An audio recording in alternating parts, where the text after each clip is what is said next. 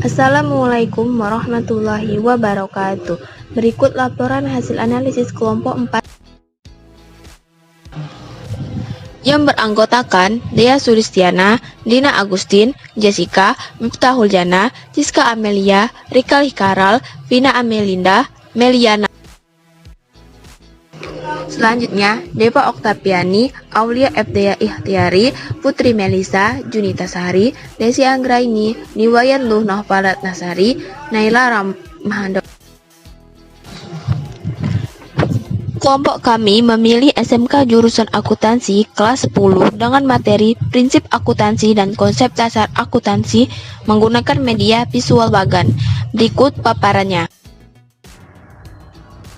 Analisis kebutuhan media siswa SMK kelas 10 jurusan akuntansi.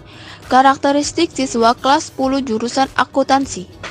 Berdasarkan Permendiknas nomor 23 tahun 2006, maka dapat diambil karakteristik yang dapat dimiliki oleh anak SMK.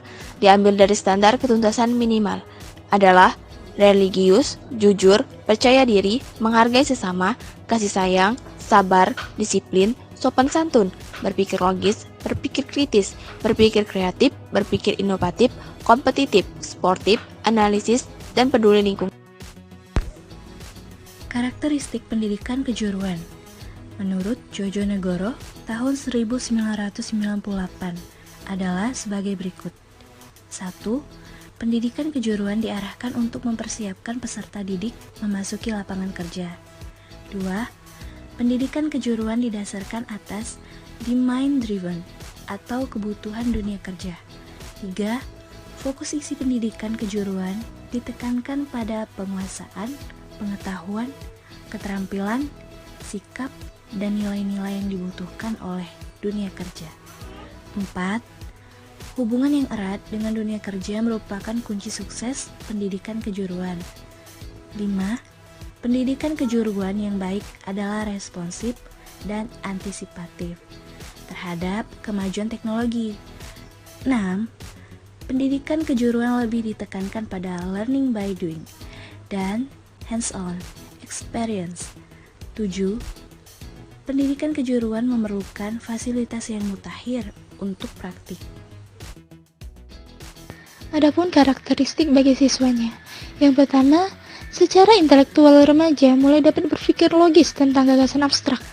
Yang kedua, berfungsinya kegiatan kognitif tingkat tinggi yaitu membuat rencana, strategi, membuat keputusan-keputusan, serta memecahkan masalah.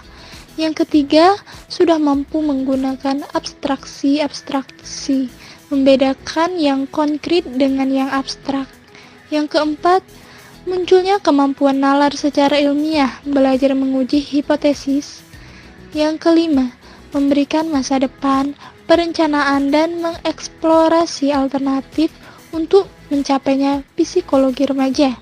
Yang keenam, mulai menyadari proses berpikir efisien dan belajar berintrospeksi. Yang ketujuh, wawasan berpikirnya semakin meluas, bisa meliputi agama, keadilan, moralitas, dan identitas atau jati.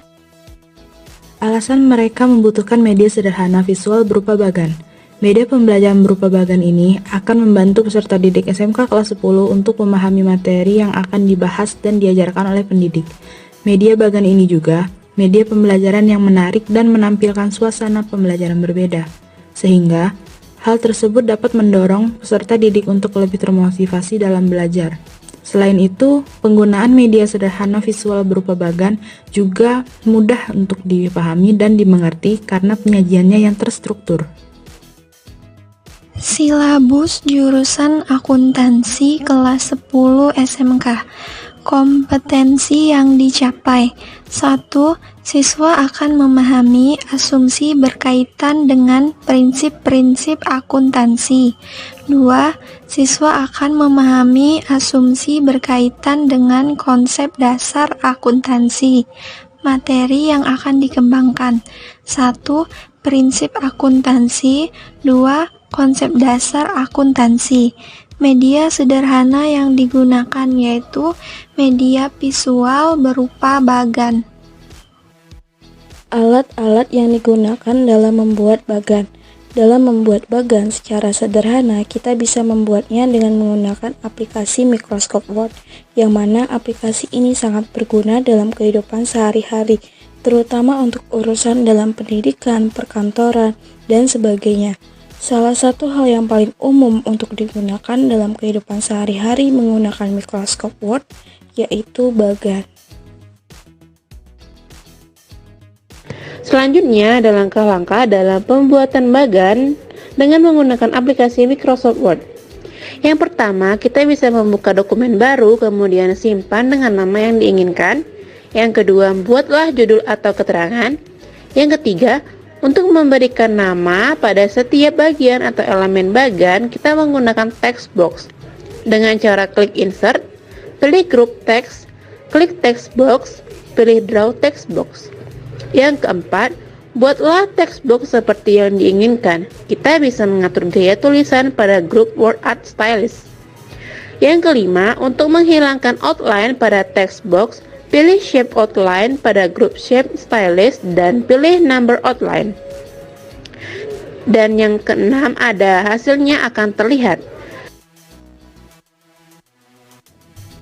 Kemudian, untuk membuat elemen dari bagian tersebut, langkah yang harus dilakukan adalah klik Insert pada menu bar, pilih Shapes pada grup Illustration, dan pilih bentuk sesuai keinginan Anda.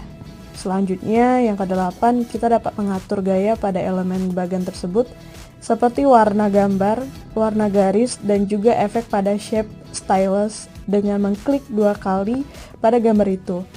Yang ke-9, Anda juga dapat menambahkan teks di dalam gambar atau elemen bagian tersebut dengan cara mengklik kanan pada gambar tersebut kemudian pilih Add Text.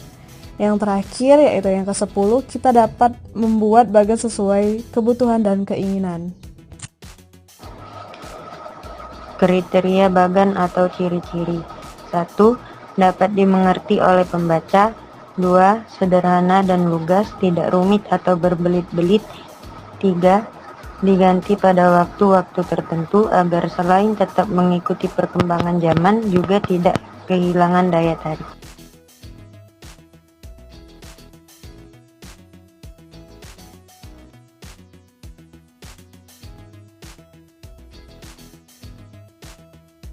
Keunggulan bagan. Kelebihan yang dimiliki oleh bagan antara lain bentuknya yang sederhana, hemat biaya, dan tentunya lebih detail. Keterkaitan bagan atau alasan memilih media visual berupa bagan. Kami menggunakan media sederhana visual berupa bagan karena pemilihan materi kami berupa prinsip-prinsip akuntansi dan konsep dasar akuntansi, yang mana materi tersebut sangat cocok disajikan dengan media visual berupa bagan. Karena penyajian media visual berupa bagan isinya singkat, padat, dan jelas sehingga mudah untuk dipahami dan dimengerti. Selain itu, belajar dengan media visual berupa bagan juga melatih kita untuk mengembangkan kemampuan secara mandiri, yang mana penyajian melalui media visual berupa bagan singkat, padat, dan jelas atau hal terpenting saja sehingga memerlukan pemahaman lanjutan yang harus dilakukan oleh siswa tersebut. Untuk mendapatkan pengetahuan dan informasi yang lebih baik, tentu hal tersebut akan melatih siswa untuk berpikir lebih, untuk mendapatkan sumber yang akurat dalam mencari sumber referensi dan juga melatih siswa untuk bisa belajar mandiri lagi. Sekian dari paparan kami, terima kasih. Sampai jumpa.